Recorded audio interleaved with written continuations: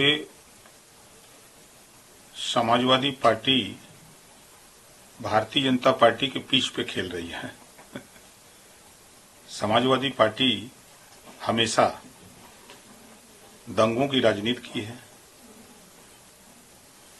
और उसी की वो शिकार है। इससे समाजवादी पार्टी का फायदा होने वाला नहीं है। समाजवादी पार्टी को गरीबों को रोटी, कपड़ा, मकान, शिक्षा, दवाई की बात करनी चाहिए। प्रदेश में बेहतर शिक्षा के लिए आवाज उठानी चाहिए। जब देश में एक देश एक राशन कार्ड का कानून बन गया, एक देश एक चुनाव का कानून बनने वाला है, तो एक देश एक समान और अनिवार्य शिक्षा और फ्री शिक्षा का कानून क्यों नहीं ये बात बोलते?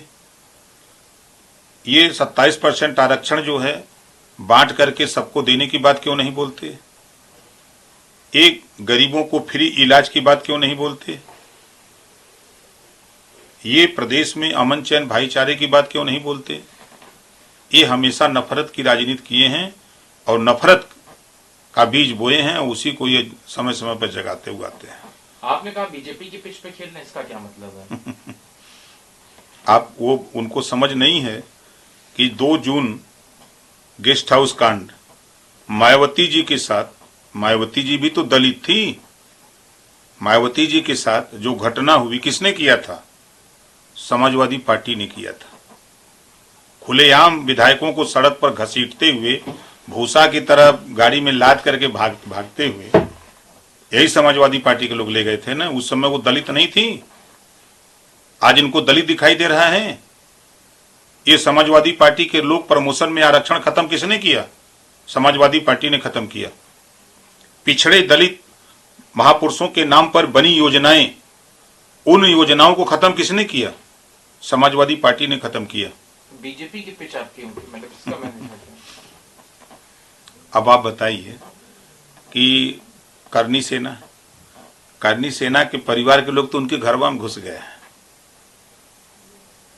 समाजवादी पार्टी मुखिया के घर में घुस गए हैं, कैसे लड़ेंगे? तो उन्हीं के पीछ पे खेल रहे हैं ना।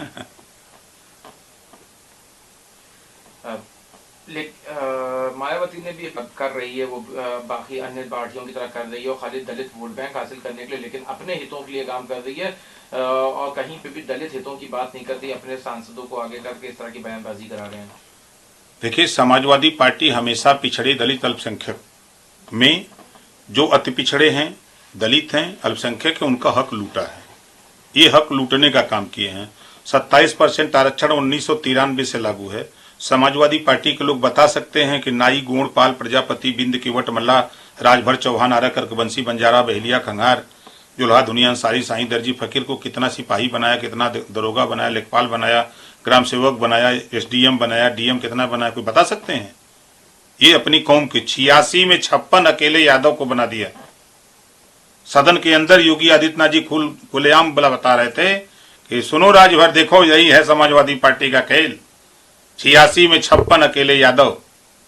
यही समाजवाद है कि परिवारवाद है कि जातिवाद है? वोट लेने के लिए घूम रहे हो। जिस मुसलमान की बात कर रहे हो, उस मुसलमान को आपने क्या दिया है अब तक? आजादी के बाद से कांग्रेस ने उनका वोट लिया नफरत बता करके, सपा नफरत सिखा करके वोट लेती है, लेकिन उनको दिया क्या? इस नाते मायावती जी जो कह रहे हैं सही कह रही हैं।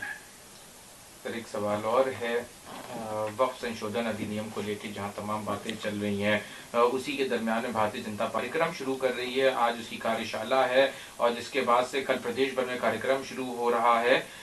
वक्फ सुधार जन जागरण अभियान क्या रहेगा और क्या एम है इस कार्यक्रम का? देखिए, इसका उद्देश्य है कि वक्फ बिल जो लाया गया है, उससे मुसलमान, गरीब मुसलमान, कमजोर मुसलमान, महिलाओं को फायदा क्या है, नुकसान क्या था, फायदा क्या है, ये उनको समझाने का प्रयास है।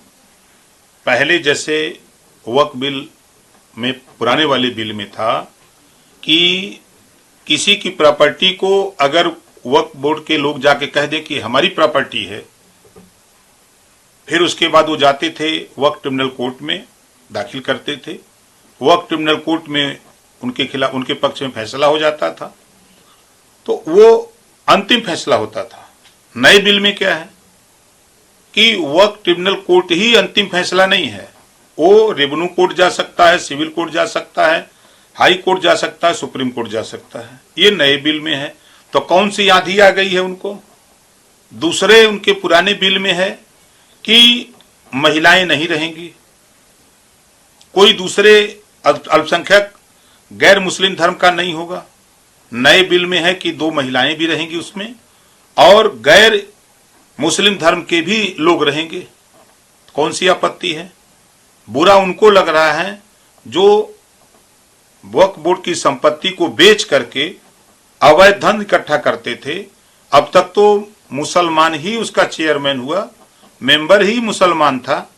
तो कि एक मुसलमान महिला का नाम बता दे जो गरीब हो, जिसको वक्फ बोर्ड की संपत्ति बेच करके उसको पैसा दिया गया हो कि तुम घर बना लो, शिक्षा कर लो, रहने की व्यवस्था की हो, या किसी गरीब मुसलमान को किए हो।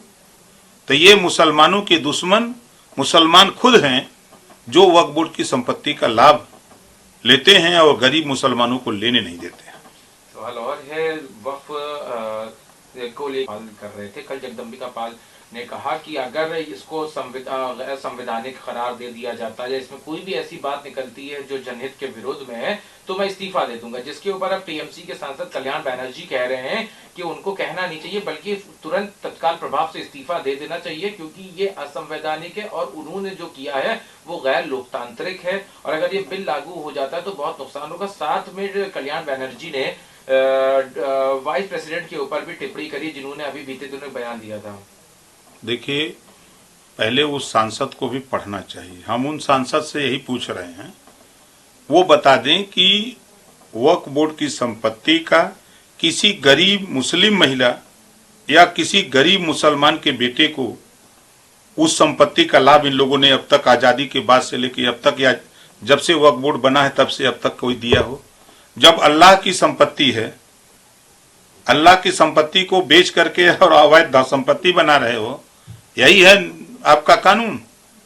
उसमें संशोधन हो रहा है कि अल्लाह की संपत्ति उन गरीबों को दी जाएगी जो गरीब, कमजोर, लाचार, बेबस हैं, जिनके पास जमीनें नहीं है, जिनके पास संपत्ति नहीं है, शिक्षा नहीं है, स्वास्थ्य नहीं है, उनको सुविधा देने के लिए कानून लाया गया है। एक सवाल और है, अभी जहां पे वक्त है उससे पहले इंडिया गठबंधन की बैठक होती है और कहा जा रहा है कि इंडिया ब्लॉक की तरफ से और आरजेडी के नेता मनोज झा का कहना यह है कि हम सबने तेजस्वी यादव को मुख्यमंत्री का चेहरा बना लिया। जहां एक तरफ आरजेडी ये कह रही है तो कांग्रेस की तरफ से भी कोई बयान नहीं आया। क्या लगता है कि चुनाव कैसे लड़ने वाला, मुख्यमंत्री के चेहरे पे जो लगातार सवाल खड़े होते हैं? देखिए, कितना कोई चिल्लाई, एनडीए गठबंधन जीत के बिहार में सरकार बनाई, वहां सरकार बनाने के लिए काम हो रहा है।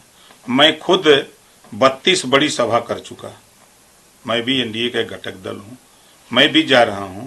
उस गुंडा राज, जंगल राज से छुटकारा पाने के लिए लोगों ने नीतीश जी को ही गद्दी दिया है, मुख्यमंत्री बनाया है। तो वहां पुनः देखिएगा एनडीए गठबंधन की सरकार बनेगी। ये कितना कोई झा चिल्लाए चाहे पा चिल्लाए, कुछ नहीं होने वाला है।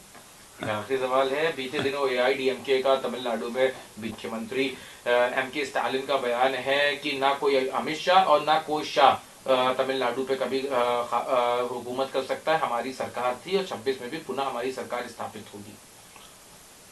देखिए, हर नेता जब तक चुनाव हार नहीं जाता है तब तक वो यही बोलता है कि हम राजा हैं। जब हार जाता है तब कहता है कि भाई जनता ने हमको नकार दिया, इस नाते हम हार गए।